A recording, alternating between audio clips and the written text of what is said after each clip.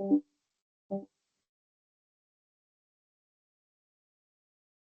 I audible? Yes, ma'am. Yes. Yeah, yeah. Thank you. Yes, ma'am. Yes, ma'am. Yeah, thank you. Good evening, everyone. On behalf of the department, on behalf of the St. Peter's College of Engineering and Technology, Chennai, I extend a warm and cordial welcome to you all for joining us on this online FDP program. St. Peter's College of Engineering and Technology is an autonomous institution which is located in Avadi, Chennai. This institution was established in the year 2008 and is affiliated with Anna University and is approved by AICTE. The FDP on the topic, which we have all joined today, the Foundations and Applications of Data Science, is jointly organized by the Department of Artificial Intelligence and Data Science, which is headed by Dr. Wesley Joe, the coordinator of this program and the associate professor of the department, and the Department of Information Technology, which is headed by Dr. Tarani Vimal, and it's me. So both the departments have jointly organized this FDP, and I thank each of you for having joined us virtually today for this faculty development program. These FDPs actually helps us to bring together the faculty members from diverse disciplines and various locations, and they help us in creating a platform for learning and knowledge sharing. Also, these programs support our professional growth and helps in building a strong educational community where we can all be bounded together for our future also in our knowledge sharing part. So our online FDP with the title Foundations and Applications of Data Science aims at equipping our faculty members who have joined us today with the core knowledge of data science from the fundamental concepts to the real world applications with a balanced focus on theory, tools, and industry relevance. This FDP actually introduces the participants to the fundamentals of data science and its relevance across the industries.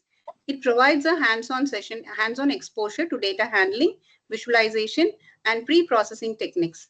It also enables and develops the understanding of key machine learning algorithms and evaluation metrics. It also gives an understanding of the advanced topics like natural language processing, big data technologies, and time series forecasting. It also helps us to move towards the research, innovation, and collaborative development through the practical case studies and use cases. So this is a small gist of about what we are going to understand and what we are going to learn in the 6 days faculty development program. So at the outset, I would also like to express our deep gratitude to our resource people, persons, and experts for accepting our invitation and joining us in this FDP for their sessions.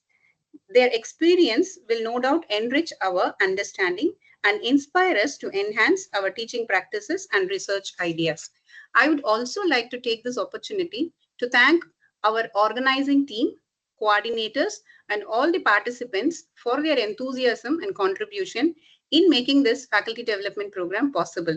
Once again, I warmly welcome each one of you and hope this faculty development program brings a meaningful and rewarding experience for each one of you. Thank you and wishing you all a fruitful learning session ahead. Wisely? Yes, ma'am. Yes, ma'am. You can introduce the speaker.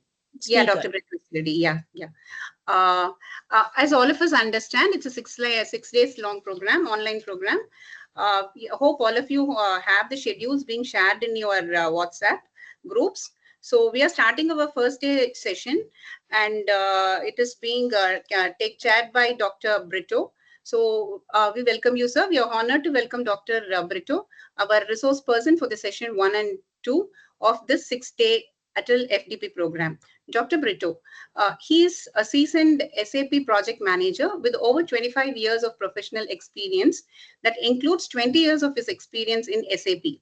His career reflects a strong balance of domain knowledge, technology expertise, and leadership in driving the business transformations. As an alumni of IIT, he began his journey as an electrical engineer in manufacturing sector before moving into the ERP development. This foundation in the manufacturing sector gave him a unique perspective on integrating the business process with technology, which he later applied to global SAP consulting assignments. In the year 2025, he was awarded with a doctorate, further strengthening his academic and professional credentials. For the past 3 years, he has also been active as a freelance consultant, partnering with organizations to optimize the procurement and ERP process. Currently, Dr. Britto is associated with BAT Solutions Netherlands, where he continues to contribute as a trusted consultant, shaping the solutions that align the technology with business goals.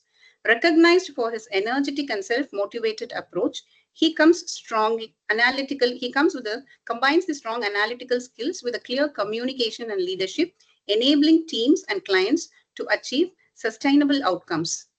It is our privilege to hand over today's sessions 1 and 2 to Dr. Britto. Welcome, sir. We welcome you for the sessions.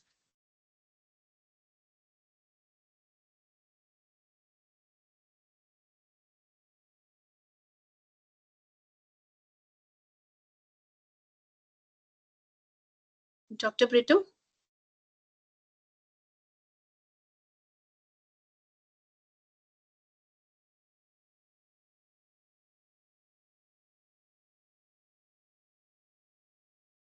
Hello, Dr. Britto, are you there?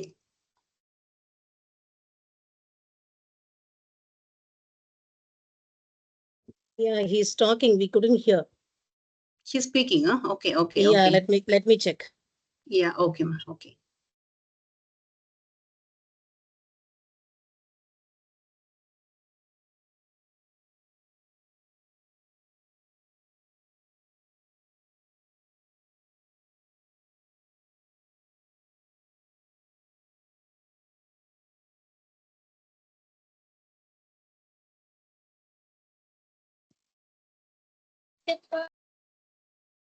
Rock your body, come on, rock your body, your body, like your body.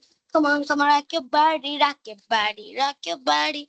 Come on, rock your body, rock your body. Why? The music that rock your body, rock your body.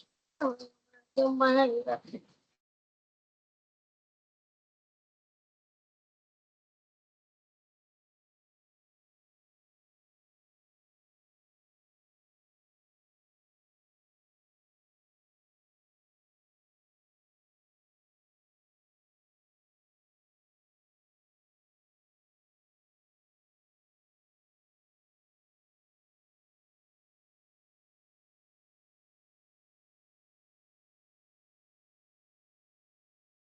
I'm audible now? Yeah. Yes, sir, you're audible. Thank you. Good evening, that's sir. Good evening, everyone. So thanks for your wonderful introduction, ma'am. And we'll go ahead get it started. Thank you, sir. Okay. Thank you. Welcome. Share my screen.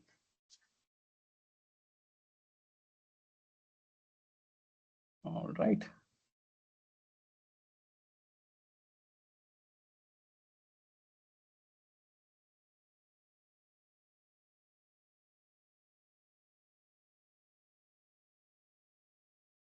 Is my screen visible?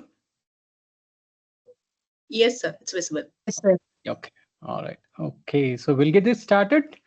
Welcome, everyone. Good evening. And so welcome to today's session on the fundamentals of data Sorry science. to disturb you. You can make it full screen. Yeah, I am trying that.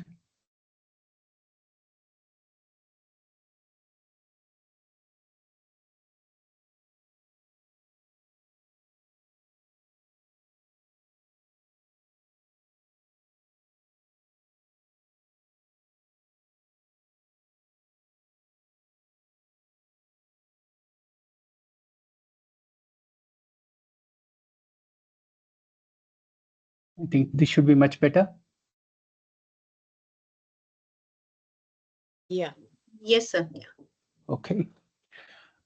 All right. So I have just 22 slides to cover, and we don't have much of the topic to discuss here. But anyways, we'll quickly see what is all about fundamentals of data science. We have a very good audience here who are already aware of the basics of data science, but we'll also try to give some industry perspective. So what exactly it's from the industry standpoint, where do we stand here? Okay, let me start with a quick note. And so we always use our laptops, phones. Every single swipe, click tap on your online, whatever we do, we scroll an Instagram page, or you do UPI, you do watch a Netflix show, or whatever it is, when you do Google Maps, it's generating data. So in today's session, it's all about data. So let me quickly give you some, since we talk about data, we'll quickly see what is the data actually generated in the last year. In 2024, is there some guess, what is the volume of data which could have been generated?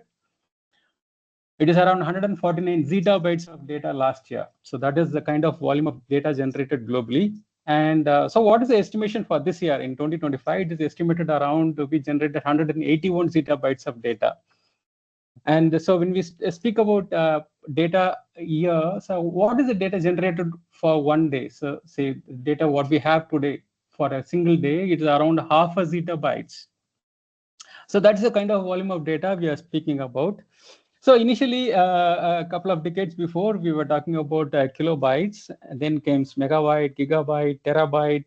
So, and pentabyte, which is 10 to the power 15, and exabyte, which is 10 to the power 18. Now we are talking about zettabytes, that's 10 to the power 21, meaning we have 21 zeros before one, after one. So that is the kind of volume of data we are talking. So since we have this data, all these things are raw data. So when we have raw data, it is meaningless.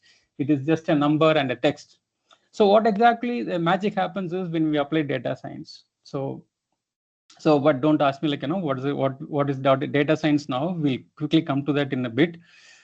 So data science converts this raw data in an unorganized data into insights. It can give some predictions, decisions. That's the kind of challenges. That's the kind of information this gives. So in this session, we'll cover three important things. So what is data science and why is it so powerful? So, and the key components and the life cycle, how it has been applied in the real world industries. So by the end, you will not be able to, you will be able to understand, what is the importance of data, and so we'll be appreciating how data science is part of our life. So that's a quick introduction. Let me not go too deep into introduction, and we'll start with what is data science. So what exactly is data science? So at its core, data science is study of data. So how do we study in terms of statistics, in terms of algorithm, computing technologies, and these are the things which has been applied to bring this data to a meaningful knowledge. So what is the ultimate goal? The goal is always decision making. Imagine a company of 1,000 customer records, and these records are useless unless otherwise there is an information. So what we do is, in industry, we analyze these data, and we are trying to take these customer records and we process it so that we set a kind of profile the customers, and we set a correct strategy to hold these employees. So we have these four pillars here, and so data science stands on these four pillars. So for the first one is, of course, the data, and next is the mathematical model or the probability, and the statistics. Next comes the programming, and finally with the domain knowledge. So we always use Amazon. So we have Amazon apps, and we also have a lot of sales coming in Amazon. So when you consider Amazon, for example, so we do a lot of purchases in Amazon, and these data which has been done, which has been used by Amazon, they go for the statistical models, and they use Python for programming, and they create a knowledge. So what exactly is now they do is at the end of the day, so suppose if you buy a phone, a mobile phone, so Amazon immediately suggests some cover, earphones. It tries to link the studying the pattern of what we have. It also gives the screen guard. So that's a kind of, it's not only selling mobile phones, but it's also selling its aligned products towards. So here is where the data science is in action. So let me quote another example. So you also role of data science. So most of us use food delivery apps. Definitely Swiggy and Zomato are part of our lives now. I know. So what exactly happens? So when we are trying to order food, say dinner for 2 consecutive days, third day you want to have a healthy food and you want to cook at home. But what exactly Zomato do is it is sending us notification. Hey Britto, this is the time for dinner, and these are the favorite restaurants around. These are some good deals, and this is your favorite food. Why don't you order one? So that's the kind of prompt it's trying to give. And finally, who is the winner here? Definitely, these delivery apps are the winner. and we go and select the use that offers, and we go in and order the food. So that's the power of data which we are talking about, and that's how the data science come in action in our day-to-day lives, though we don't really realize that these are the things which is happening behind data science. So this is the power of it. Okay, so we'll move on with data science. Why is it important? Definitely, I gave you an example, so that, and we'll also see much more. So why is data science important? So it's really huge, the data. We have social media, we have Facebook, Instagram, we have a lot of banking transactions, UPI, credit card, debit cards, the finance transactions. So when we speak about UPI, so we have record-breaking transactions last month. We had around 700 million data transactions daily. And Visa and MasterCards also has these kind of transactions very well. So that's the kind of volume of data which has been generated. And when you take about the healthcare system, so we have a lot of patient records, lab records, and even their gender sequencing. Everything has been taken care and analyzed. And we also have the Internet of Things, IoT. A lot of machineries are there, and these smartwatches, GPS devices, all these things generate data. And without data science, all these things are just digital waste. So with data science, what we do is we just get the insights, we get predictions, we also do some automation and try to gather this data and make some knowledgeable, useful actions. So for example, I can tell you, we are definitely, we are commuting between office and home. And suppose if you're going to a vacation or any other place, so if you want to really see, what's the shortest period, so what is the shortest time period, definitely we use Google Maps. So what it does, it collects the GPS data from millions of phones in real time. Then it applies algorithms to detect the traffic congestions. It compares the routes and give you the fastest option. Like, even though there are multiple routes, it gives you the fastest option and how quickly you can reach. Of course, now in the real-time situation, they also added the toll fares as well. So that's the power of data science, which is happening in our day-to-day lives. Okay. So this is a very important slide. We have data, we have information, we have knowledge. Okay. And so let me give you some example here. So I have given some data here. So example, you have 0, 5, 12, 18, 25, 28, 40, 50, 100, for example. So let me simplify and give you a story here. So since we are from academics, so once we see, I'm going to apply some, this is the data, I'm trying to impose some information on it. So here, if I tell you that these are the numbers which are related to the marks which is being scored by students. So we take it as a particular max mark. So this is information.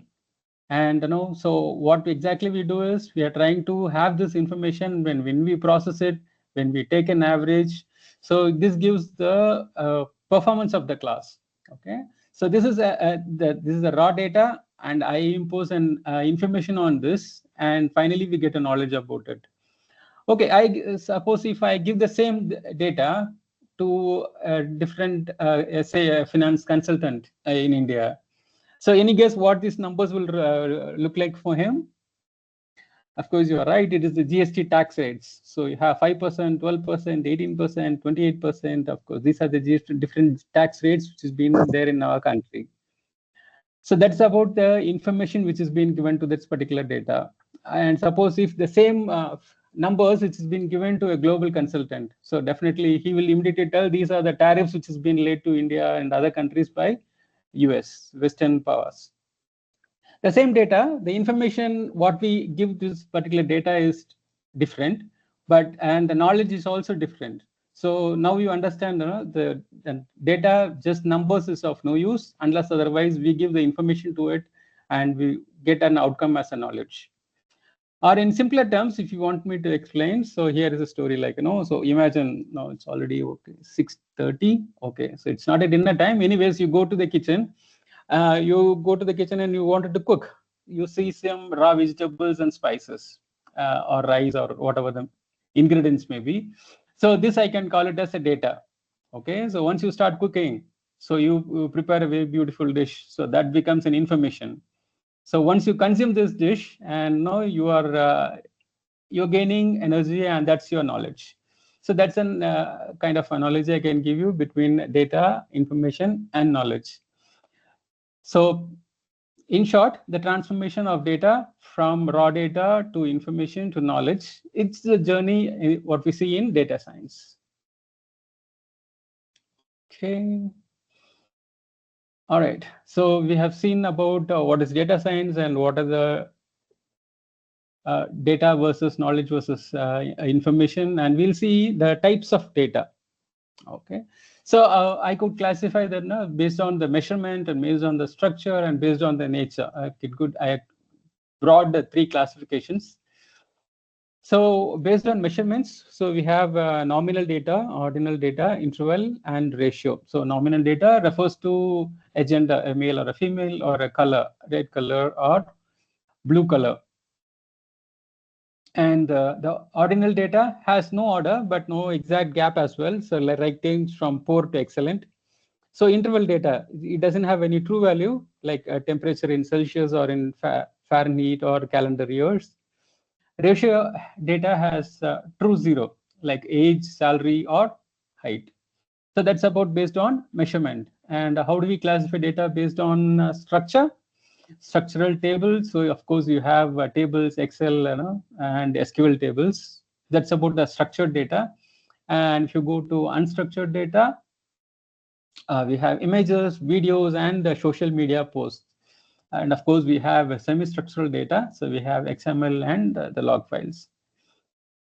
The third classification, what I can give you, is based on nature. Nature in the sense like, it can be a qualitative data or a quantitative data. A qualitative data is categorical. So if it's going to be a country, a gender, or eye color, it's a qualitative. And if you go to quantitative, it's going to be numerical. It has a specific value. So it can be numerical or it can be discrete, say number of students or cars, number of books, or it can be a continuous one like weight, marks, height. Okay, so understanding these types is crucial because this type of data decides the statistical methods and algorithm what the industry uses based on the data types. Okay. All right, so we'll move on. We have seen the types of data, and let's quickly see on the difference between data science, AI, ML, and big data. So we have often there is a confusion. So what is all these things about? How these are different? Okay, so I would like to think in a way. So data science exactly is the insights from the data. For example, you have a Netflix or a Prime Amazon Prime Video. So based on your video, your criteria, automatically it suggests some movies, like what's the kind of movies which you would prefer for your profiling. And you have AI, artificial intelligence or AI, which simulates the human intelligence. Example, self-driving cars. So you also have machine learning or ML. So which is a subset of AI. It has the learning patterns. Example, you have Gmail spam filtering that can be taken as an example for ML. And of course, big data, it handles very large data scales like the Twitter analytics. So there are millions of tweets per second. So definitely this has the power. And to some extent, the power of this is Twitter analytics is like, it can change even the voting process across the globe. So many countries are worried about this as well. Okay, so that's the kind of difference between data science, AI, ML, and big data. So if you want me to put it in a hierarchy, what I feel is like, if you want to have it in a hierarchy, I can tell data science it's an umbrella. So where ML is one of the tools in an umbrella, and AI is a part of ML, and big data is full of infrastructure that supports everything when the scale really is huge. Okay. All right, so we'll move on with components. So what are the components of data science? Of course, we have seen this before. We have data, probability, statistics, the mathematical analysis, and we have programming tools and the domain knowledge. Okay, so to perform data science, you need the 4 building blocks, which we have discussed here. So first, of course, is the data. You should have numbers, images, text, or sensor signals. So that is the data. And secondly, once the data is, you have the data, then goes the second statistics or the mathematical part. So where we have probabilities, you have regression and correlations, everything has been there. And using these mathematical data, you definitely use the programming tools, Python or SQL to process and analyze. And finally, you have a domain knowledge. So what domain knowledge is required so that, what is the outcome, what is the knowledge you get based on this particular analysis or the outcome of the data analysis. For example, if you take in healthcare, doctors prescribe us certain test to be done if you are sick. So once we give the blood or whatever the parameter it is, so we give to them, that's get the data. You get a different health parameters of vitals are being taken out, and it has been classified in terms of blood pressure or sugar or creatine level. Excuse me. These kind of, yeah. Your voice is breaking. Some of the participants are unable to hear it clearly. Can you check your audio? Yeah, sure.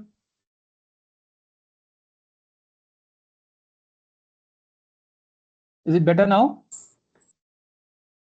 Am I audible? So you're all audible. Wisely, I think it's only from one person. Yes, sir, audible, sir. Yeah, okay. Okay, thank you. Yes, you can continue. Okay. Okay, so we are talking about the components of data science. So we have data, we have the probability and statistics, we have programming tools and domain knowledge. So we have seen, we just spoke about an example.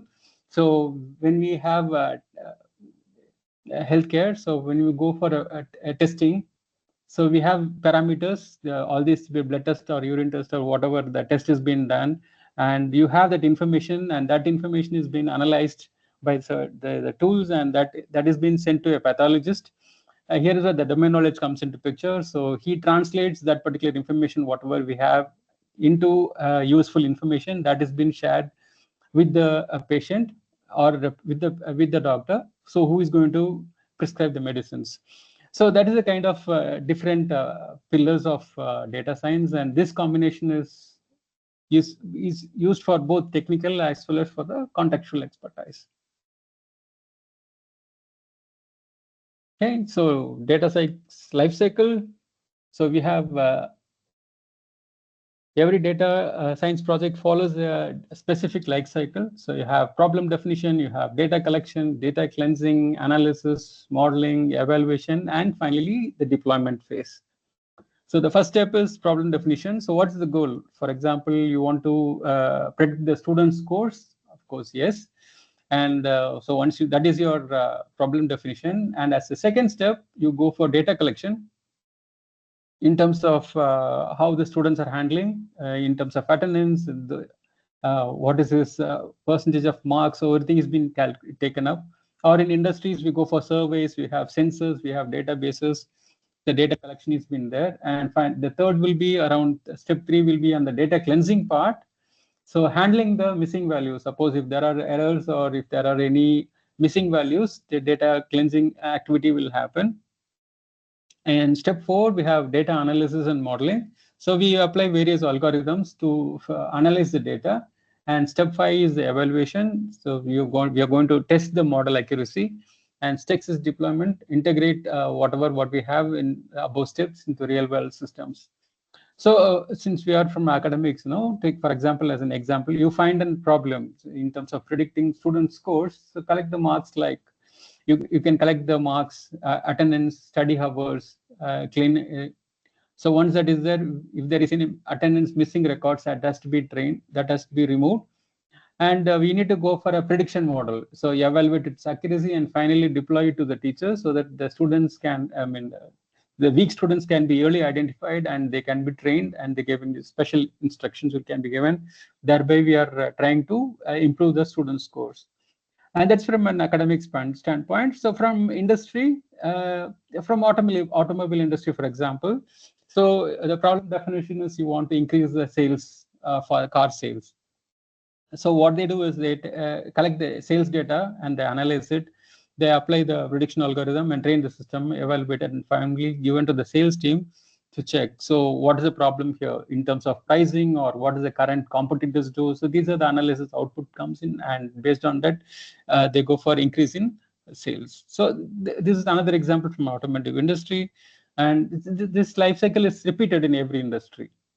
So that's the steps what we follow. But in the detail, in the next sessions, we'll go in a little bit detail about this slide, and we'll be explaining in each and every parts of it. Okay. So next is about tools and technologies in data science.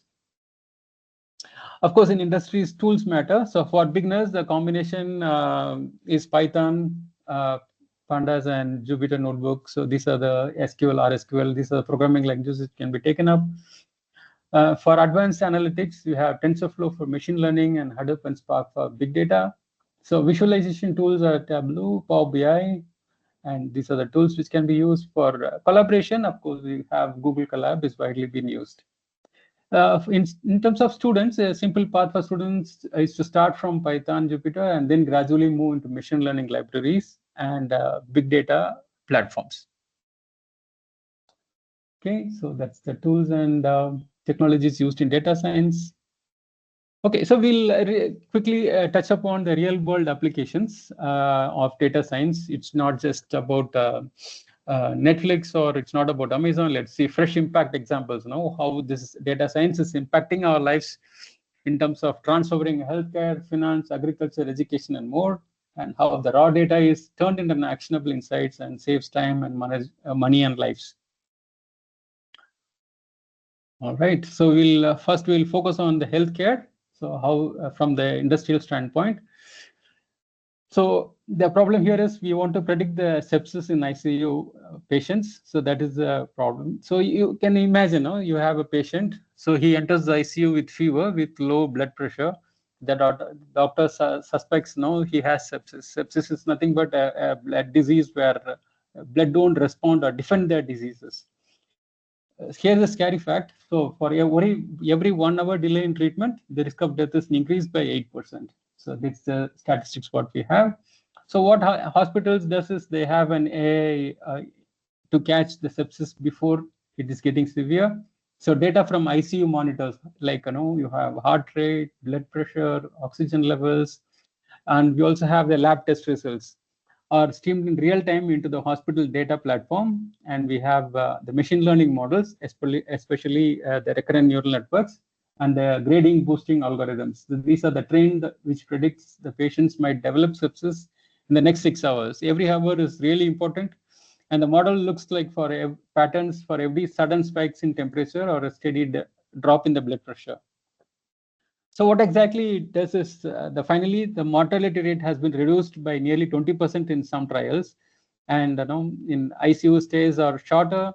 So for example, you have John Hopkinson's in US. They built a system it called a Krebs, and here in the Apollo Hospital uses similar predictive systems for cancer detection and recurrent modeling. So this is an life-saving application of AI. And all these things happens because of the data, how it's been processed and how it has been trained and used. So that's about an healthcare system. We'll see about agriculture. So agriculture, how the data science is applied for smart farming and crop detection. So let me give you a quick question. So how do farmers know if their crops are diseased? Usually they wait until the visible damages appears on the leaves, but then the yield is already lost. So that is how the traditional way of happening. So farmers doesn't know what actually is happening. So now we have an AI system. So what actually it does is there are drones which fly over the fields and capture high resolution images. You have satellite data also, which provides the vegetation indices basis on how the atmosphere is and what is the score of healthy plants from the space. Soil sensors track the moisture level, and you have weather forecast is also added to the mix. So this full data has been taken up, and it has been trained in a convolutional neural networks. So this AI detects the tiny disease spots on leaves much earlier than human eye.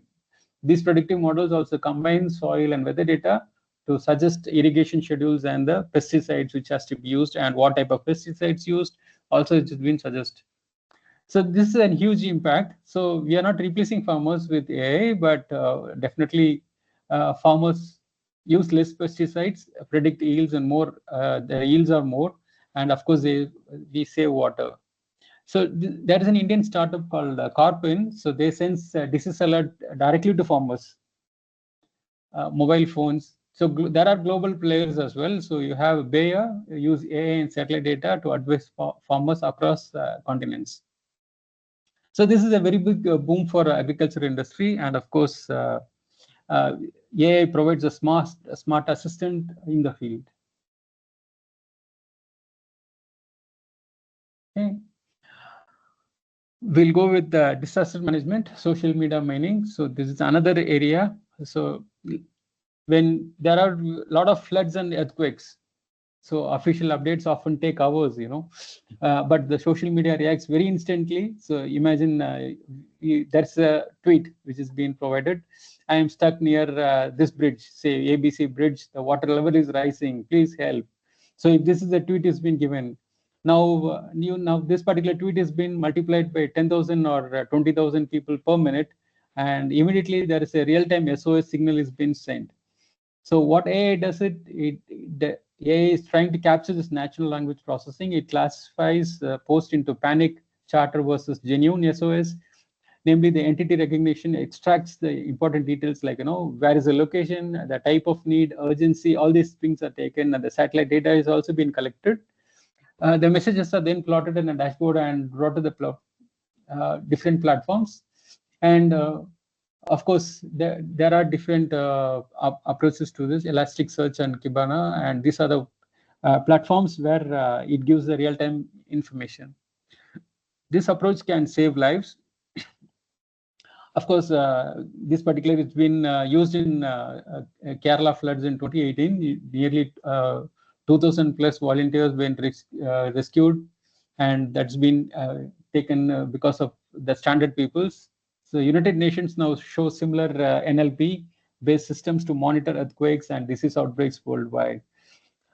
Okay, so here what we can come to, AI is literally acting as the first digital responder. So that's how we can take it. So that is the power of data science in disaster management as well. Of course, there is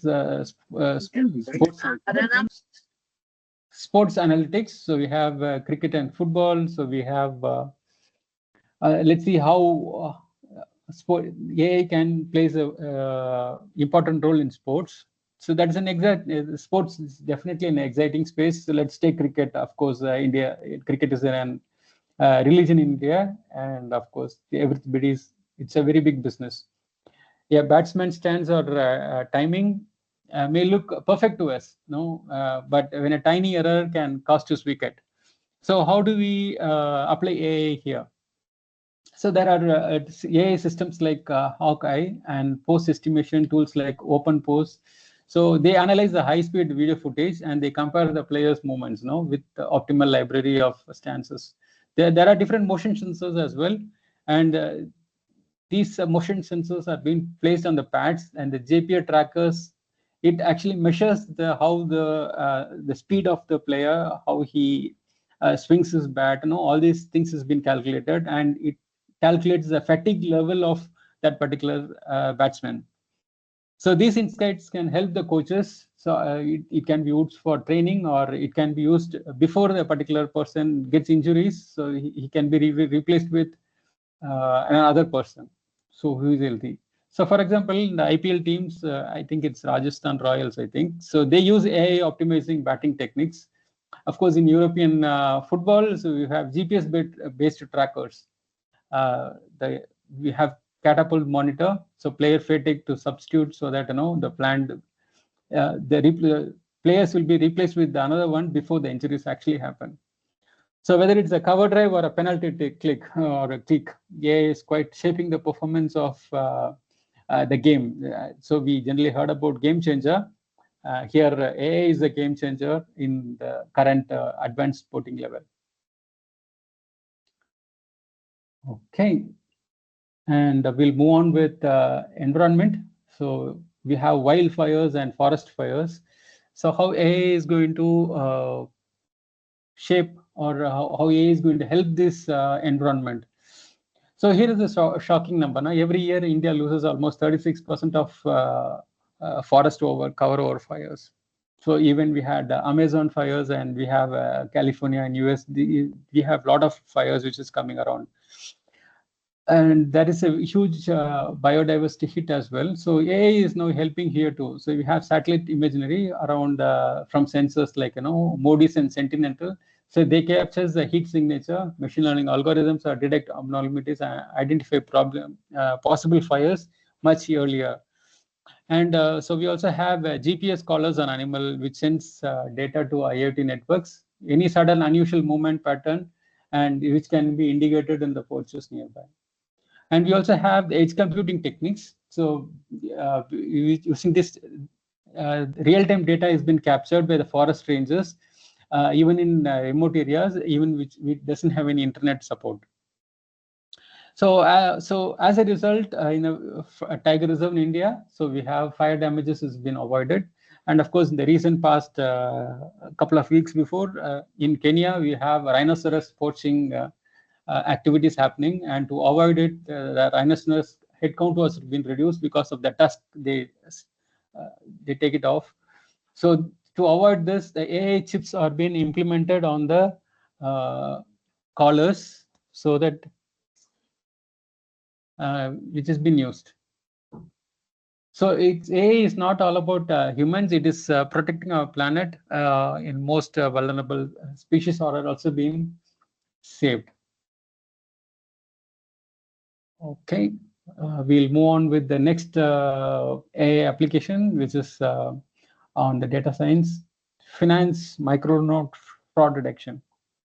So let's do a quick game here. So there are two transactions. I make a 500 rupee payment to the grocery shop near my home, and I also get a notification like I have done a transaction of 25,000 transferred to an account which is in the neighboring country.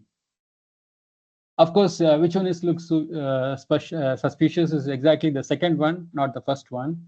So how is that fraud detection actually happens? So now we are talking about just two data, but when you talk about millions of data across globe, the AI uses supervised models like a random forest.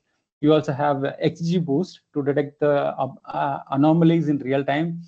We have graph analytics goes further by linking the suspicious accounts together, exposing the fraud rings. We also have Google Pay, Paytm, Phone Pay.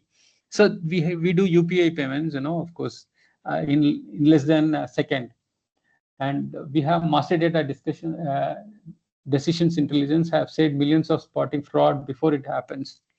So whenever we do a transaction, definitely there is a call from customer care, they want to check whether it's the one you have done it or it's been done by a fraudster. So next time when you get a call from the bank, and we need to thank the AI for this. So the background that the AI process runs, and it checks, and it gives the required information whether we are doing it on the right track or it's a fraud transaction. Okay. Let's see how data science is working on education front.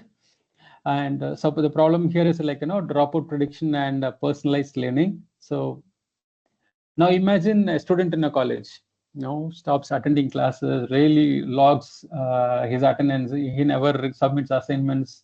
He has an incomplete assignments. If no one notices, so this student is a high risk of dropping out. So how AI can step in here, so that we can create the predictive models using neural networks. So we can assign a dropout risk score.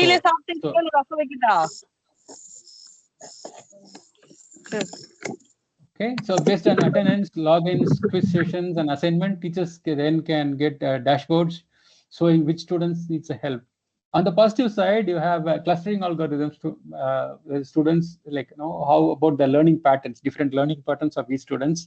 So you have platforms like Byju's or Khan's Academy. They use AI to personalize the phase of the lessons.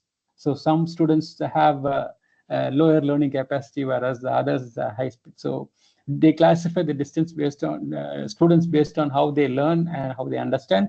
So that is the logic is being taken care.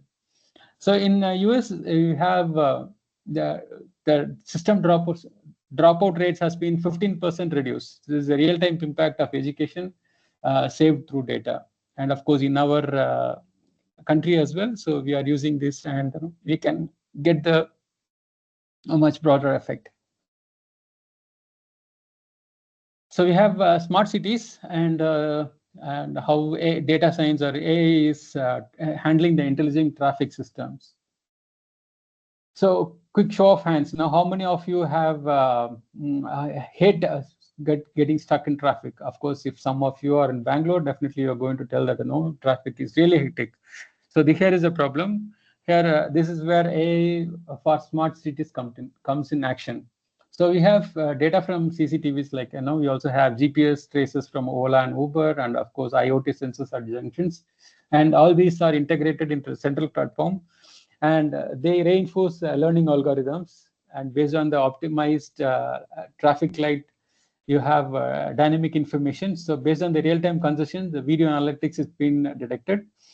And suppose if there is an accident or any lanes it's been blocked, so that is also been captured and processed. And of course, when you talk about traffic, Bangalore ran a pilot project, and they saved a lot of waiting time at the signals by about 20%. And you take about Singapore, it is another example, so where its entire city runs on AI-driven traffic management system. So next time when you're getting stuck in traffic, and when the green signal, it has to go, gets faster. So it must be because of AI helping out. Okay. So there are extra emerging applications. So we have something like healthcare robots, precision law, agriculture markets, retail, cybersecurity, everywhere it's being used. So when you talk about healthcare, you have robotics. In some hospital, robotics already help nurses by monitoring and patient vitals. You have Fortis India in India. They have tested them as well. In about position law, in China, they use AI algorithms to suggest whether a bail or a judgment decisions by analyzing the past legal cases. And in retail security, so Walmart uses computer vision to detect suspicious body movements and prevents shoplifting. And of course, on the cyber security, we have scam detections. Bank now deploy deepfake detection models to identify any synthetic voices in phone frauds. So these are sound futuristic, and they may happen right now. And AI is really around us. Okay. All right. So we spoke about a lot of areas in industries. So suppose if someone is interested, and some students is interested to become a data scientist, here are the skills which is required. So I would say, they need to have an analytical thinking, to ask the right questions, to analyze, so to get the right answers. And they should have good programming knowledge to process the data sets and to set the algorithms in place. And knowledge of statistics is important. So for a data scientist, so they need to select the right models for training. And of course, finally, the visualization part are there. So we have data, we have program, we have analysis, but we need to present it in the form. So we have Power BI, and the different tools are there. So where we have these data has been visualized, given as graphs, models, and it's been presented. And of course, finally, we need to have the communication skills. So we need to have the right communication skills to explain the results to a non-technical people. Maybe in the board of directors, so we have to show them everything, like what is the profit and loss of the company, or what is the employee, what is the performance of an employee, and what is how the product is performing in the market. So all these things has to be presented, and there should be an effective communication skills that is really required. So once this skills have been built, definitely there is a very good scope of becoming a data scientist. Okay, in our industries, we often present our results to the business leaders, and if they don't understand our charts or the analysis, whatever we are not doing it the right way. So definitely data scientists are required with these skills. Okay. So when you talk about skills, definitely there should be the job rules. So here are the job rules based on the data science. Of course, most of them we knew it. So the first one is the data analyst, which focuses on the visualization and the dashboards. So how that's the kind of analysts work they do. And next is the data engineer. So what they do is they build the data. In terms of cleansing and other activities, they take care of. And of course, next is the database administrator. So they are the one who maintains the databases. It can be Oracle SQL or no. Since I'm from SAP, we have HANA database where a huge amount of data has been processed there. That is the database administrator. And of course, we have a machine learning engineer. So they are the ones which machine learning models are being developed, and they need to choose the right machine learning algorithm to use it. And we have a data scientist role, as we spoke before. So we have there are different structured and unstructured data, and they have to use this and make it as the right data. And data architect, so they are the one who blueprints the architect and for the data systems. And next you have statistician roles. So they are the people who apply statistics methods to have the outcome. And of course, we have business analysts. So they knows the business, how the business operates, and they have the data, and they try to link the business, whatever they know, along with the data to bring out the outcome of the business decisions. And we have data and analysis manager. So here what they do is they lead the teams, implement, they set the strategy for analytics, and they take care of the entire data handling part. So whether you love coding or statistics or business, you find you are fit in data science. Definitely, if you have you can fit any of these views, and when you have the right skills in place. Okay. All right. So we are almost 45 plus minutes. So we'll try to recap. So we saw about the data science. It's all about the extracting insights from raw data. It combines statistics, it combines programming, you have the domain knowledge. So everything has been taken care. It follows the life cycle. We spoke about the data life cycle in terms of problem definition to deployment. We also spoke about the powerful tools, Python, TensorFlow, Hadoop. Okay, and we also spoke about the data career opportunities as well. Okay. Right. Okay, so we're almost towards the end of the presentation, and conclusion and reflection. So we have data science. It's not just for tech companies. So we saw many examples in terms of a smart traffic system to futuristic applications, healthcare, even in retail. So we have seen AI is no longer far from our dream. It's already shaping the way which we live, work, and move around cities. Okay, so before we break, I would like to keep you neatly interactive. So just a quick checkpoint, not for the benefit of the marks or evaluation, just to simply see how the session it well connected with you. So we will be sharing a good quiz link. It only take a few minutes. It's just fun, no? Just enjoy. You can test yourself, and you'll also see, what kind of scores what we get exactly. So please take it up once we share the link, and once that has been done, we'll break for now, and we'll connect again after some time in session 2. Okay, thank you for being such an spending your time on the first session on the data sciences, fundamentals of data sciences.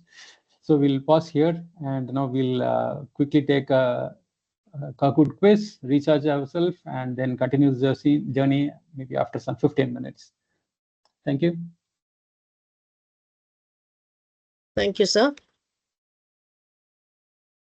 Yeah, a quiz link will be shared with you, the participants. The quiz is only for checking your understanding, not for today's session. And it is not related to your final assessment or marks. So this quiz will be active only by 7 p.m. sharp. You complete the quiz and make sure to join the second session by 7:15. Thank you.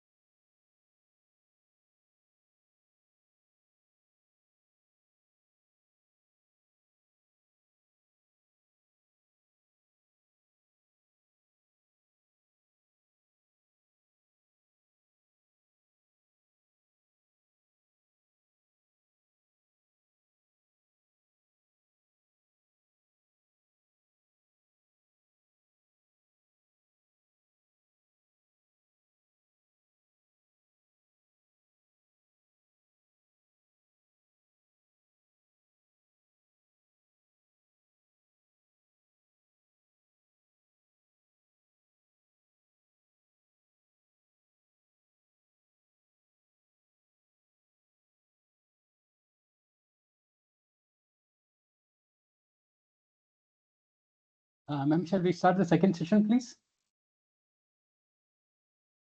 Yeah, you can start now. Okay. All right. And I'm sharing my screen, and I hope that's visible as well. Okay, so we are in session 2, and we'll be talking about data collection, cleaning, and pre-processing. So this is a very important topic, but it's still underrated. Areas of data science, it's data collection, cleaning, and pre-processing. Think of this as a foundation of a building. Okay, if the foundation is weak, no matter how advanced the architecture is, the building is going to collapse. So in industry, the same holds true. So many failed AI projects, didn't fail because of algorithms. They failed because of the data wasn't cleaned properly. For example, in 2013, the UK National Health Service tried out predicting patients' risks, but system gave wrong alerts because half the records were missing values in terms of the patient's age, medical history. So these are not be taken into account. So because of this, we have a lot of issues in healthcare industries by that particular hospital. In the recent times, if you talk about tech giants like Meta and OpenAI, so they started to reduce their budgets in AGI, the artificial general intelligence. The reason being the AI models are failing. So they wanted to build certain things, but they are not able to. But it's not because of algorithm actually; it's because of the quality of data which has been used to train these systems. So today we'll explore how professionals collect data, clean data, prepare data so that the insights are trustworthy and usable. So that's a quick introduction about the topic for this session.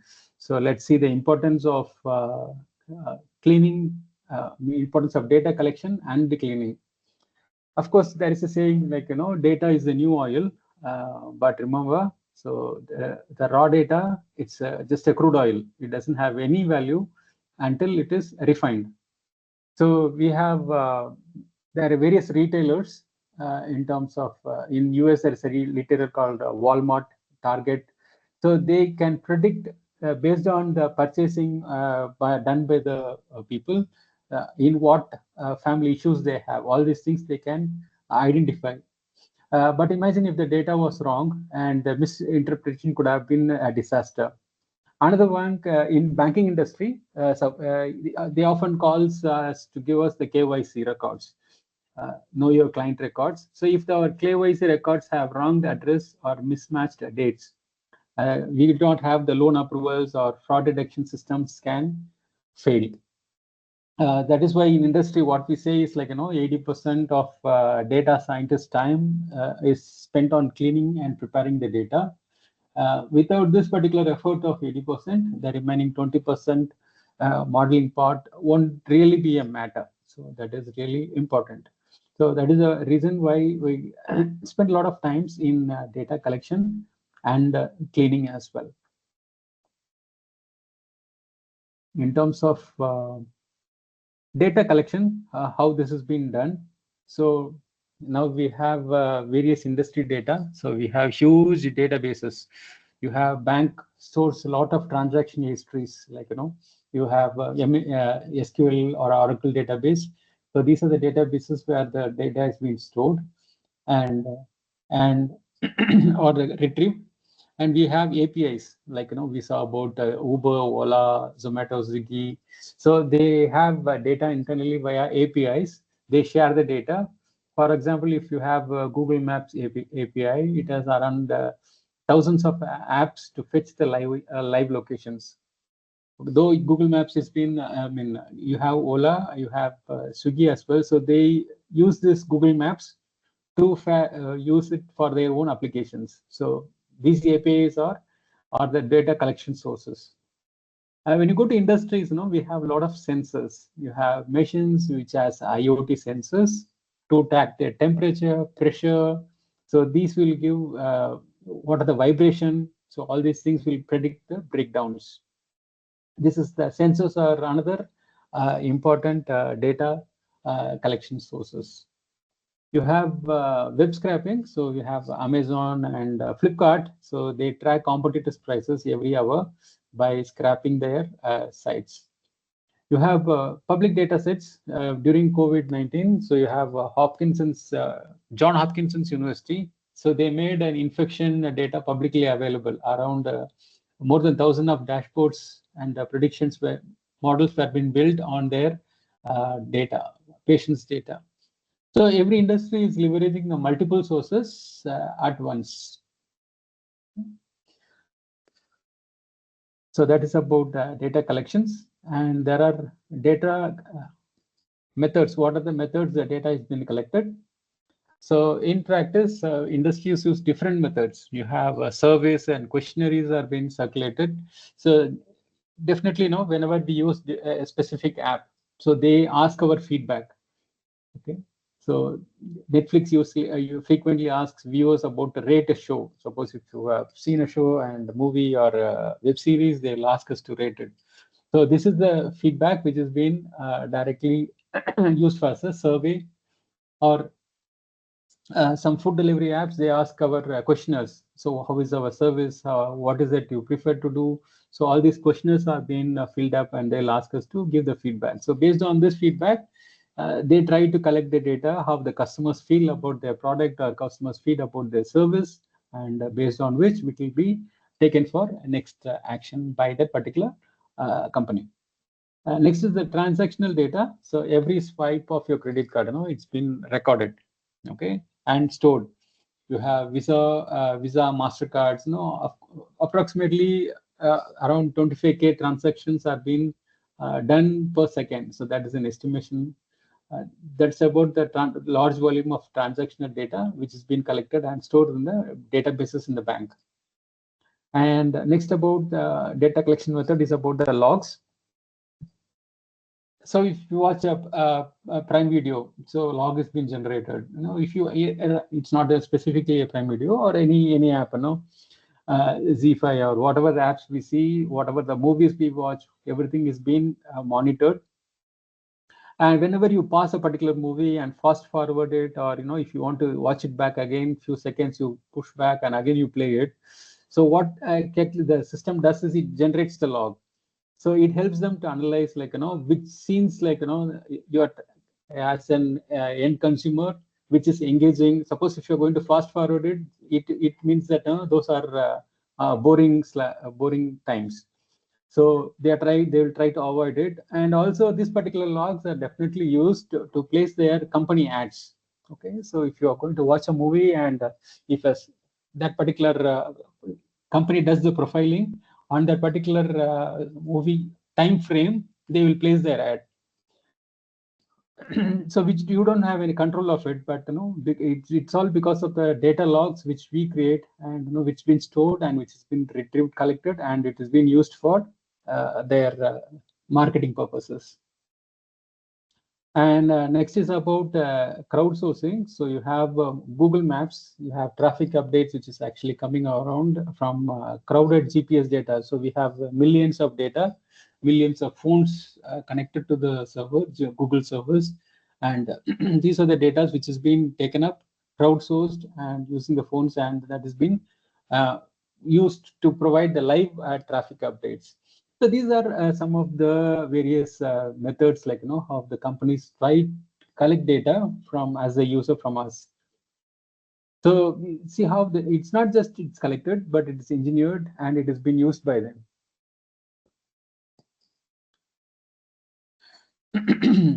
So there are a few challenges in data collection part. Now let's be honest, in collecting the data, which is actually a messy. There are different. You can see, it can be structured, semi-structured, unstructured as actually, and there are quality of data issues are there. You have some missing data. You have inconsistent formula are being there. So there are different formats in healthcare. Some hospitals use DD, MM, YYY, and others use MM, DD, YYY. So most of it, it's the patients give the wrong numbers, and because of the data which is the formatting. Because of this formatting, the patient's record has been wrongly entered. So this has to be corrected. And we have missing data. In 2019, so they founded a study around 20% of the clinical trial data has been missing patient follow-ups. Okay, the first patient comes in and next patient, when they come in, it is not captured. So that is a missing data. Without carefully handling this, the result could mislead the drug approvals, and patients cannot be given the right diagnosis and which cannot be given the right care. So next comes duplicate entries. So in 2020, a bank in India mistakenly sent a loan recovery notices to some customers. So that's been sent multiple times because of the duplicate entry. So you have the same customer, we have multiple entries in the system, and because of this is not cleaned. And because of this, automatically the system triggers the SMS and it goes that please pay your loan. So that is because of the duplicate entries which has been present in the system. And next comes data privacy. So we have GDPR rules. So the Cambridge Analytical scandal showed that how dangerous mishandled personal data, and India's act in this particular privacy is now very hard.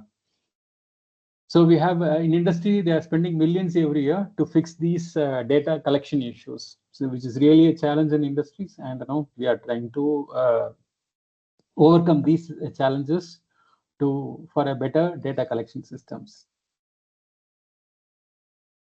And next is about data pre-processing, and let's quick overview in. So what is pre-processing? So before we use the data, so for example, if you take Spotify, so that is a music streaming company. So they are recommending a song to you. Okay, so before they recommend, the data goes through multiple pre-processing stages. Okay, so first is they clean the records. Okay, and they remove any uncorrupted logs. If anything is there, they clean it, and they try to integrate your listening pattern. Suppose if there is a mobile phone, if there is a desktop, in multiple systems, if you're going to use it, how is it you're going to integrate? All this integration happens, and they're trying to pre-process it. And next is the transformation. So we have different kind of genres, different kind of pop music or rock music. So how do they try to transform this into a single profiling? And that's another pre-processing of the data. And finally, you also have data reduction. Okay, so if you want to Spotify wants to recommend you a song, it doesn't need 10 years of your history. It just needs last 6 months. What is it your recommendations are, or what is it you mostly hear it. I'm just taking out Spotify an example. You do have other apps as well, which does the same kind of data pre-processing activities. First they clean it, and they go integrate it, and they go for transformation, and then finally go for reduction in the history. So this pipeline ensures that by the time the model runs, the data is clean and it has been ready. Okay, and we'll go with the introduction of data cleaning. Okay, so most of us use Ola or Uber for our local transports. Definitely, you imagine we are doing an Ola ride. If there are same trip, suppose if we move from city A to city B, and if the same driver is appearing multiple times, how do we pay the driver? So that is one issue. Or if the same record shows in terms of, instead of showing it in rupee, if it's going to be shown in a different currency, say a dollar or other currencies, then if you cannot average it, one record will show in rupees and other will show in dollars. It's very difficult to average because the record is not consistent. Okay, so this is why the companies have automated pipelines. They correct the duplicate records, and they also correct the inconsistency format.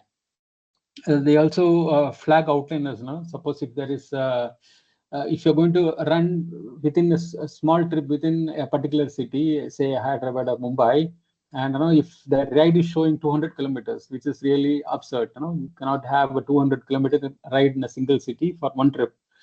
So this is where cleaning process and the financial reconciliation, so customer trustworthy would collapse. So these has to be taken care of. So what we do in SAP during our data, so we deal with trillions of data. So we have something called as master data. In SAP, you have something called master data, and we also have something called transactional data. Okay, so what is master data? Master data is nothing but like you have materials, you have vendors, you have customers. These are called as master data. And what are transactional data? The transactional data are nothing but the day-to-day transactions. Say how many purchase orders, or how many sales orders, or how many production orders in a company. So that is taken as a transactional data. So there are these two data. It's been taken care, and what they do is it has been stored in the, as I told you before, in the older version of SAP, they store it in SAP Oracle systems. And now in the latest versions of SAP, what we do is we store it in SAP HANA databases. So here again, we follow the data preparation and the extraction process. So how we do it is two kind. One is identify and extract the data. First step is to identify relevant master data, whether it's going to be a customer master or a vendor master or a material master, so which needs cleaning. And next is access these quantity data. Understand the current state of your data, analyze the missing fields. If customer data is there and you don't have address of the customer, or you have a vendor and you don't have the vendor number, so these are the fields which has to be corrected. And suppose in the currency field is missing, in vendor is from which country and which currency here is following. So all these things are really required, and so these data quality issues are being removed completely. And second is about the data quality check and standardization. So here what we do is we define standards, establish clear data standards and the business rules for consistency. Okay, and we validate and check these data. So user validation rules and tools to check the data accuracy and identify the consistencies. So as we talked before, we have the standardizing format. So they ensure the data is correct format and structure, which is aligning with our defined standards. And the third point is about the duplicate identification and consolidation. So duplicate records. So how we find out? We employ matching algorithms, and we find out, identify and propose the consolidated. We call it as a golden record. We once the duplicates are been removed, we call it as a golden record, and that is the final record of particular material or vendor or the customer.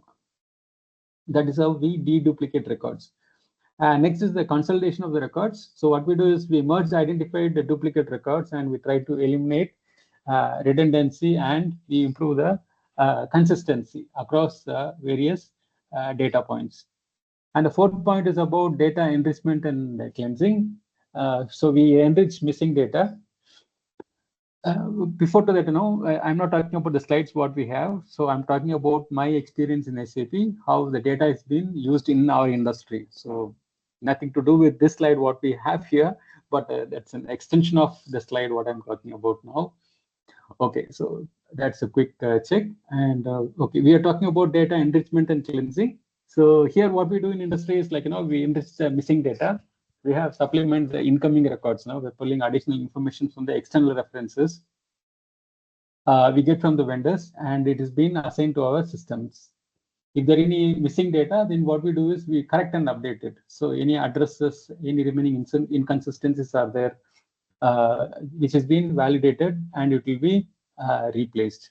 Okay, there will be same vendor across multiple countries. Okay, and they'll be using different currencies. Okay, so this should not be mismatched. Suppose if you want to do the same vendor who is from US, so we send it in terms of American dollars. And suppose if the same vendor who is operating from Europe, and his currency is euro, it means that we are going to work with him only in euros. So it doesn't mean that for the same vendor, it depends on the region, we classify the currencies, and we accordingly correct and update our records.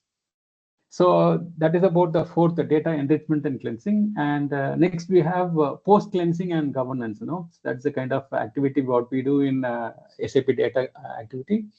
It's about the quality control. So you have to conduct a final review of the cleansed data to ensure whether it meets all the quality standards. So once everything has been fixed, we have something called as now bots in SAP, where the final upload happens, and the delivery and upload the cleansed data to the target SAP systems. So only then that the final upload will happen. And after the final upload, we go for data implementation and governance. So what exactly here it does, it tries to establish ongoing processes. So what are the different rules and what is the governance structure to maintain the accuracy and integrity of the master data. So because the master data is a one-time activity during our implementation phase, this cannot be changed over time. Okay, so if this has to be changed, then it requires certain approvals. Only a higher authority has this particular approval, and it cannot be overdone. So SAP's stronghold is you cannot corrupt any data in SAP. That's a very impressive technology.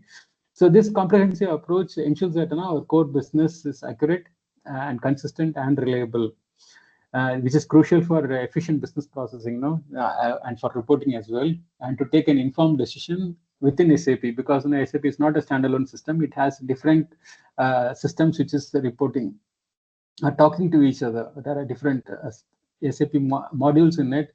So most of us know, there are different modules, we have procurement, we have sales, we have finance, we have master data, we have HR. There are different modules in SAP. So this data directly speaks with all of these modules in SAP. Okay.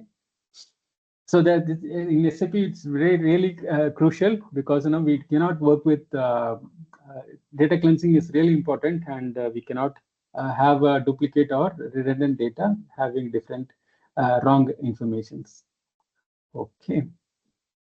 All right. So we spoke more about SAP in this slide. So we'll move on with the next slide on. So handling missing data. Okay. So in real world, the data is the complete data is really rare, no? So definitely you have some ifs and buts somewhere, and something will miss. Suppose suppose if you're going to insurance, suppose if you want to take an health insurance, when I fill the form, they will ask me what is your previous illness? Definitely none of us will give what is the illness we have before. They'll ask us, have you taken X-ray before, or have you done any blood test before? We will tell no, so that our insurance claim doesn't fail. This is one example, not typical example, but this is not the correct data. We are trying to give some wrong information. So that is about in insurance. When you come to e-commerce, definitely when they ask to create a profile, definitely we are not going to give our real data, but do we? We don't.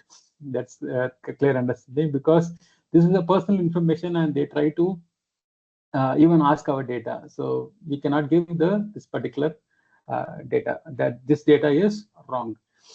And suppose when you go for any retail shopping, definitely they'll politely ask you, sir, can you please give your mobile number? Okay.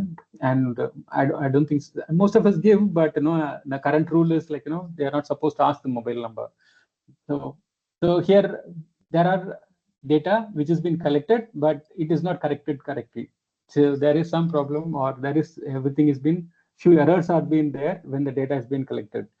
So what companies exactly do in this certain scenarios? Okay, so if it's really not important, they drop out the incomplete values. They don't really take it into account.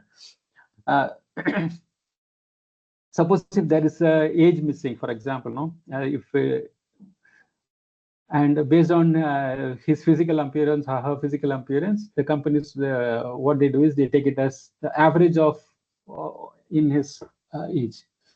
In advanced cases, some ML models are being used. For example, now prediction for a salary missing based on designation and experience. So this is the kind of experience, this is the kind of technology he's having, this is the kind of education he's having, what is the kind of salary he can give, what's the current market situation. So we have various ML models to give the right salary.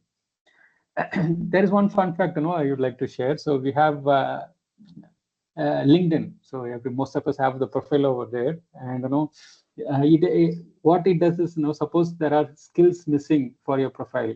So what they do is they compare with us with another individual, so who is equally qualified and who is getting paid, and automatically that particular skills might be taken. It's not always happening, but so if it's not been filled up by us, then system will try to suggest, so is this your skill? We give, you can accept it, or you can go on with them giving the correct value. So this is how the system, if there is missing data, the system tries to handle it. So we have a few outliners as well. So in the industry, others are fine, but specifically in finance, outliners are really critical. Suppose if your credit card has 5 lakh transactions at midnight in, say, Tokyo. So clearly this is an unusual. You cannot definitely have this swipe. If you are living in Delhi, this transaction cannot happen in Tokyo. Okay, so this is an outliner, and the banks immediately flag it. So immediately you get a call and asking you to confirm whether is that you has done this particular transactions. So in manufacturing, suddenly, if a machinery is showing, 1000 degrees centigrade, when it actually has to work at 80 degrees centigrade, it might be because of some sensor error, or it might be because of some signal leak, or sometimes even because of fire, this might come in. So these are the outliners now, which has to be handled, whether if you are in a safe in the factory, or it gives the required warning. So typically in industries, we don't blindly remove the outliners. First, they will investigate why it is happening so, and then we take it as whether it is considered as a noise or a real warning signal. Okay. And next comes data transformations. Okay. So in e-commerce, most prices, for example, you take say even from 10 rupees to 1 lakh. So without normalization, the algorithm thinks that this is the price which is correct. Okay. In other way, if you want to categorically encode a crucial, for example, there are YouTubes which encode the video categories, like you have comedy, you have drama, music, and these have been fed into the real-time models. So we have future engineering. This is where the magic happens. We have the raw data logs, and you have PayPal engineers are working.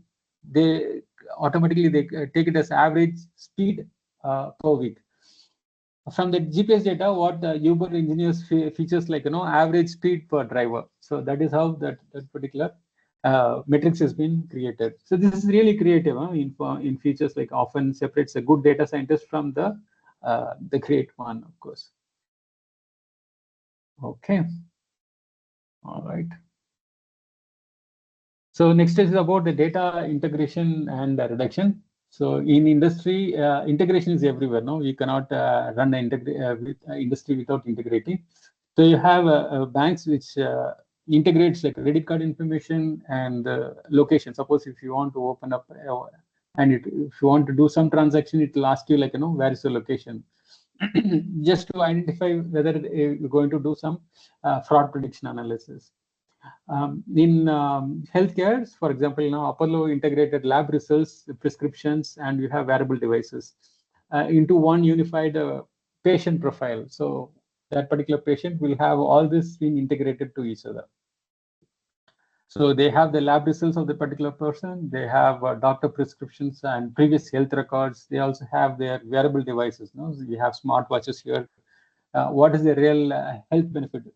Do they really exercise, or what is the temperature, oxygen level in the blood? All these things have been gathered from the IoT devices, like smart devices, smartwatches, and that's been sent to the patient's profile. But again, like if you have too much of data, that's going to be harmful as well. So generally, we call in industry as curse for dimensionality.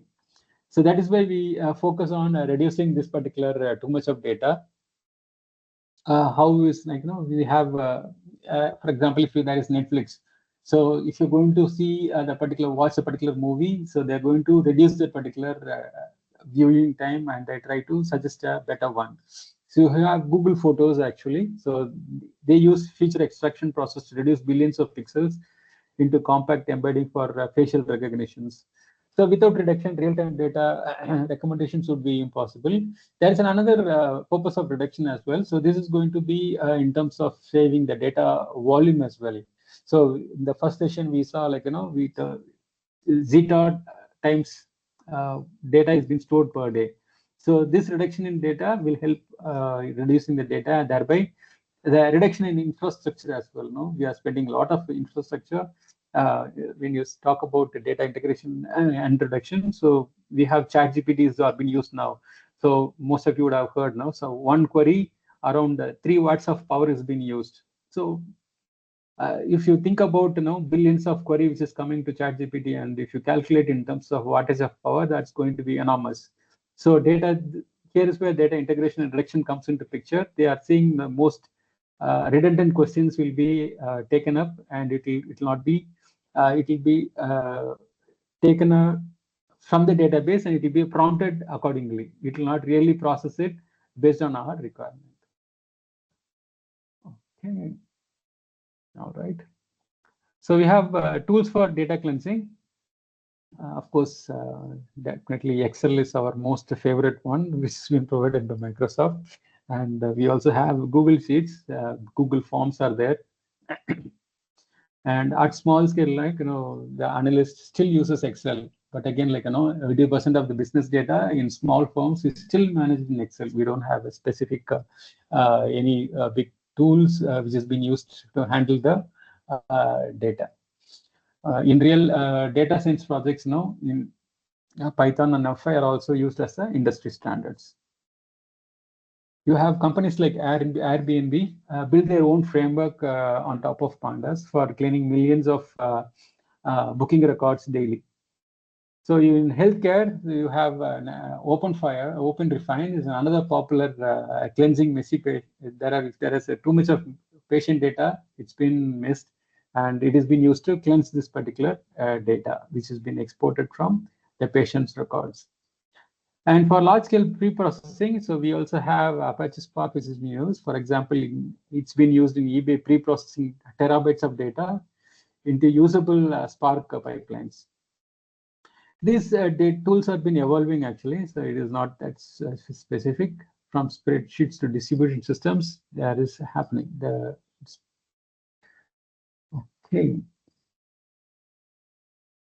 Okay, so we'll quickly see this example. I'll give you 1 minute, have a quick look, and we can see what are the mistakes. We saw a lot of data processing. Let's quickly do a check here and see how we can cleanse this raw data.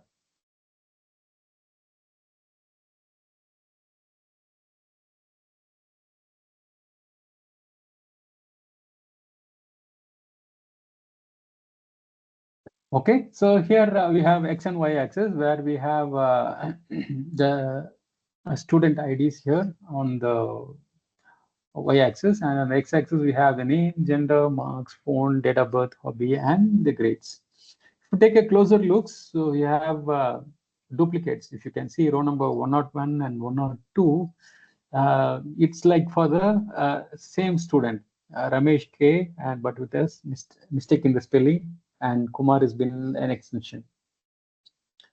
And so this duplicate has to be avoided. And there is another missing data. So you can see 103, the age has been missing. Anita's age is blank.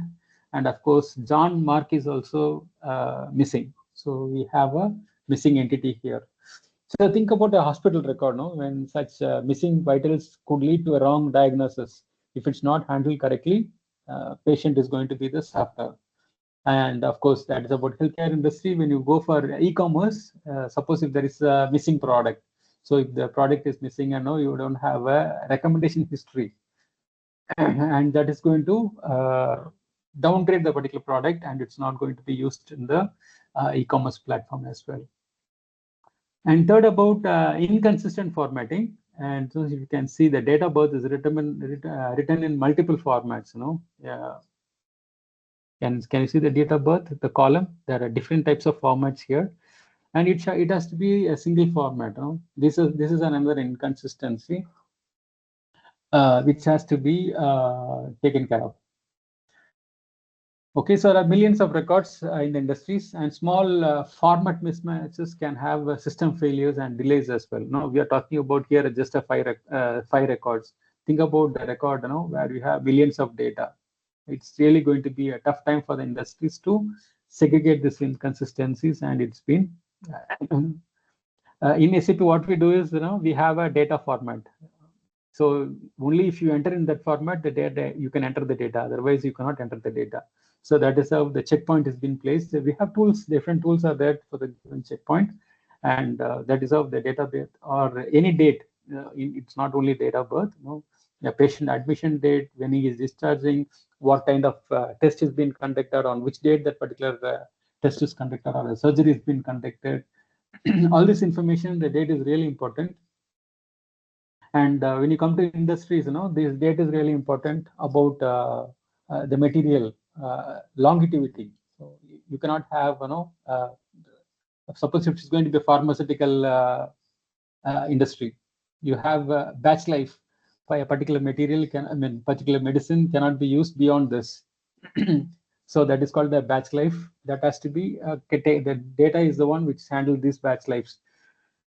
It can be used for 15 days from the manufacturing date, or 20 days, or 6 months. So these are really important. So if this is not handled correctly, so these inconsistencies will tamper the entire system.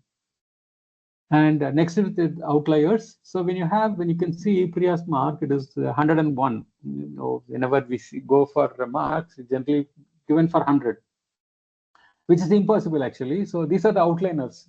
In an industry like, we have data sets could have sensors errors will be there, or if there is any fraudulent transactions or corrupted log. So the industry spend time in checking these inconsistencies and outliers, and they just don't directly ignore it. They analyze it and they use the predictive models, and they find out whether these particular things has been correctly placed, or it has to, outliners are being taken care of. Okay, and let me scroll. Move on to the next slide.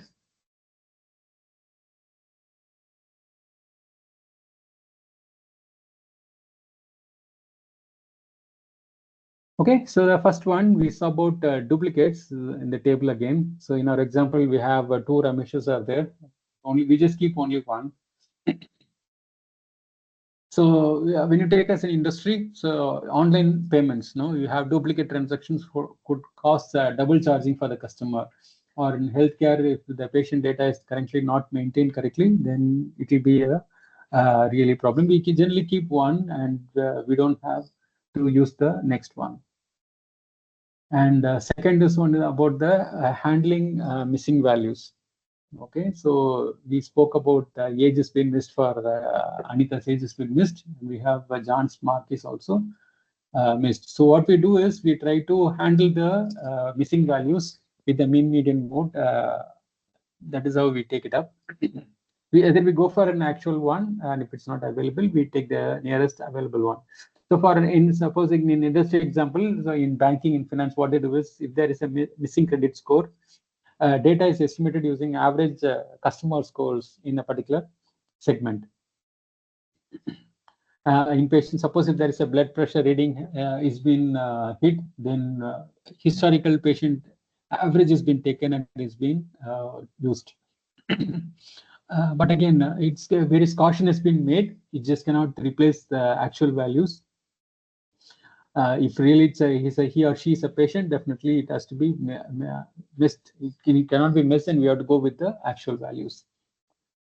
So techniques may vary. So you have a deletion technique, or you have a mean median substitution, or you have predictive modeling. Okay. And next is about the standard formatting, standardized formatting. So I spoke about SAP, how we have our how the data is being standardized. Suppose if you have 4 numbers, you cannot write it and you cannot give 9 digits. You have to enter 10 digits. So when there is a gender question, whether it has to be a male or a female, that has to be mentioned. So we cannot skip this particular value. And a date of birth, as we mentioned, you can have a standard date formatting. So if you take an industry at a global e-commerce supply company, data format mismatches across regions can shock the availability of the reports and fails. Okay, it delays the shipments as well, and you have standardization is really essential for automation and analytic reasonability. And next is about outliner detection. So how we have Priya's marks, which is 101. It has to be corrected to 100.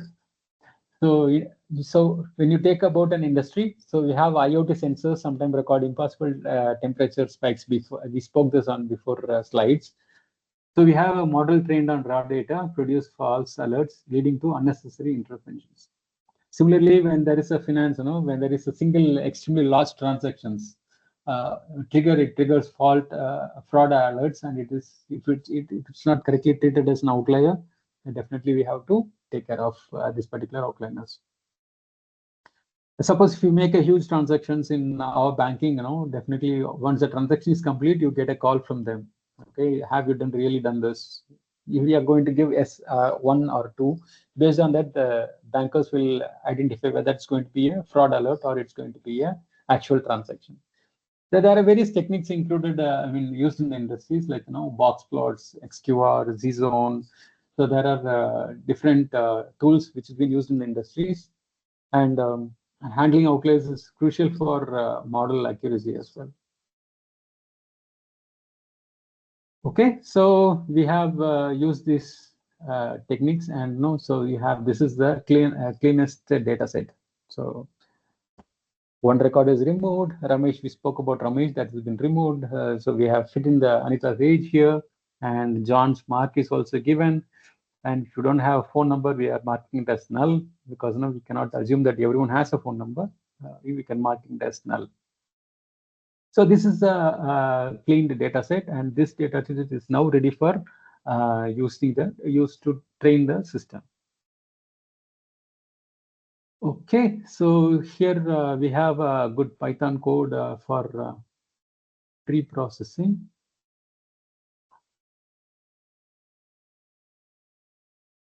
Okay. Okay, so to remove the filters, so we have a particular code. Anyways, I'm not going to take in detail of what the Python code is going to do, but again, it's going to give you some tips and tricks, how we can handle it in industries, and handling misleading values as well. And we also have standardized formats, how to fix the phone numbers, different phone numbers, how to fix these other codes which has been used, and for using the standardized date of birth format. So this is the code which is being used. And to handle outliners, if the mark is greater than 100, set it to 100. So you have the code here, so which will assign that particular marks to 100. So we also have encode categorical variables. So that is being taken care, whether it's a male or a female. So if something is missing, then definitely here this code is going to handle these particular values. Okay. And the future scaling, and of course the final cleansed data, which has been taken up and used for final data set. Okay, so we are almost end of our presentation. Let me see if I have missed anything.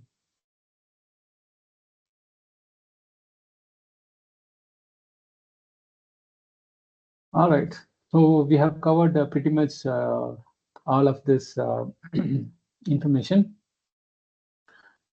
Okay, all right, so before we wrap up, so a quick conclusion.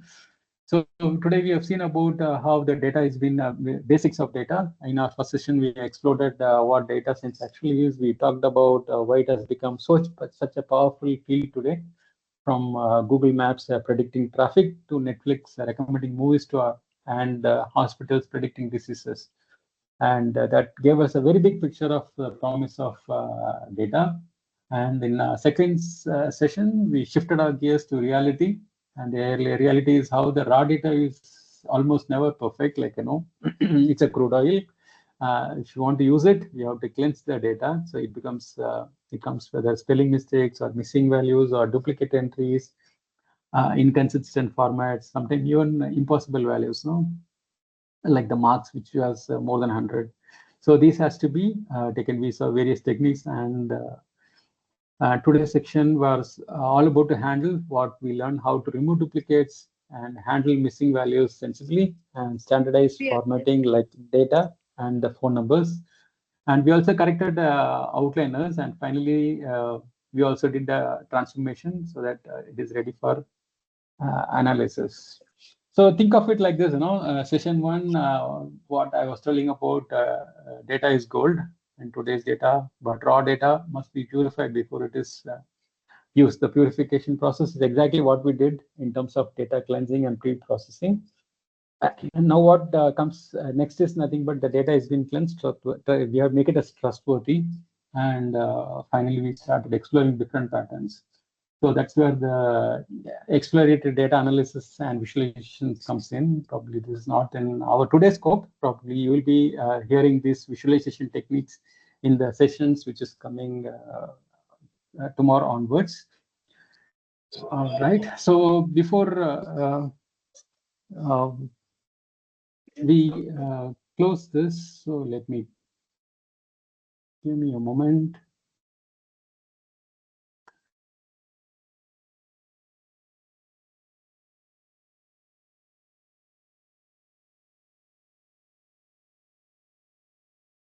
All right. So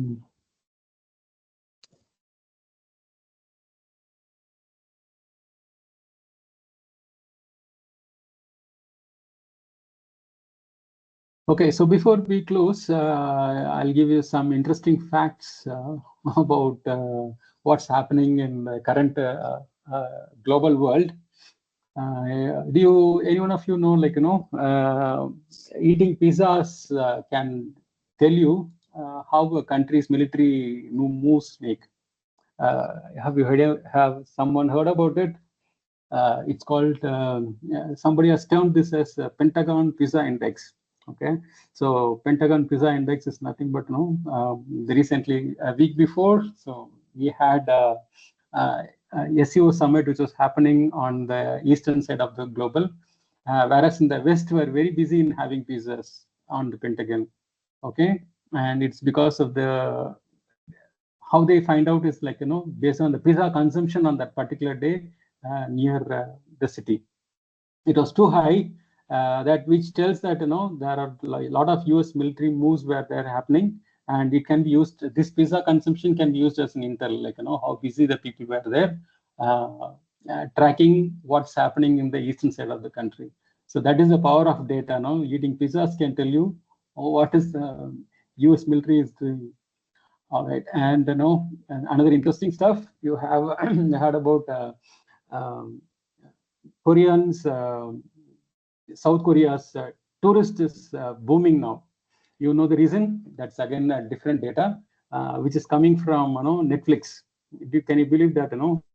From Netflix to visitors, tourism, increasing the tourism. Okay, so here is what it happened. So you have Netflix animated movie, K-pop Demon Hunter. Anyway, I'm not sure how many of you have watched it. Probably, if you are old enough, you will definitely have kids who will be interested to watch it. It's about a fictional K-pop band which hunts down the demons and protects the world. It's the most watched movie in the Netflix history. So you know how much amount of views it had. It has 236 million views last month, and it was streamed 250 million minutes. See the kind of data which has been fed from Netflix to various social media. It can be Twitter or YouTube and other medias. This kind of data is been moving around, and this automatically increases the viewing as well as it is sentimentally it is increased. So this film is boosting tourism in South Korea, and the last year tourist visits were 1.36 million in July, and when compared to this year, last year it was 1 million, and this year it is 1.36. It's a hike of 23% tourism. See the power of data, how it has been transformed. It's not about just watching movies, but the country's GDP is changing. Okay, and of course, what I want to tell you is this: the power of data what we have now, and you know about Google, no? So Google was fined 425 million last week. Do you know the reason? It's because of secretly tracking the data. So whom they were tracking? They were tracking 98 million users, and it was from the 174 million devices. Okay, I'm giving these numbers because data is one which plays really important in today's world. And these many devices, they collect the data, and it's being shared with the third party. It's not about Google, no? If you talk about Tesla is another one which tracks the drivers' user behaviors to the other countries, and you take with Microsoft, or you take with Meta. I can tell you with go on how our data is being used by them. So in this digital world, what I want to tell you is digital data is not just an identity, but it's a power which can control the future going ahead. And with this, I think I can give a pause. And if you have any questions, you can just ping me out, and we can see. And of course, last time, we do have a Kahoot link will be shared. So this is not part of an evaluation process. So please don't worry. It's just for fun and for us to take quickly to check how well the concepts landed to you today. And it will take only a few minutes. No, it gives both you and me a sense of how the today's session went. So just give a try and see the link. And thanks for staying engaged today. And I look forward to seeing you in the next sessions, which is being handled by the department HODs in the coming days. Thanks, everyone, and have a good night. Thank you.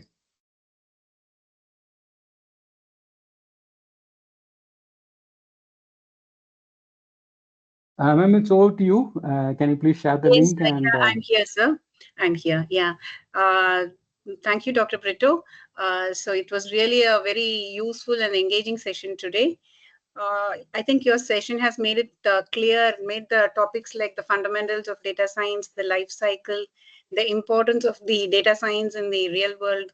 So all these have been clearly dealt with very neat examples and case studies related to healthcare, agriculture, disaster management. So they were really relatable and quite useful insight for us to understand what's happening around in the world. So I would really say that your session was really motivating and making us think beyond the textbooks, and also you have of course taken us beyond the textbooks and made us look into the real world applications of data science. So on behalf of all the participants, I would like to extend our gratitude for the time, effort, and the knowledge that you have shared with us. Thank you, sir. Thank you for giving your time and knowledge, sir. Thank you. Thank you, ma'am. Thank you. And dear participants, as the resource person, Dr. Britto has said, you will be having a Kahoot link shared with both your WhatsApp chat and the chat in the current window. And complete that, and it's not you will not be evaluated for that. It's only to understand what you have learned from the sessions, the 2 sessions. And also a feedback link will be shared with you both in your WhatsApp and the online window. So complete that, because that marks your attendance also. So please do it and complete it. And we'll meet again tomorrow at 6 p.m. for the 3rd session. Yeah, thank you and good night. Thank you, participants.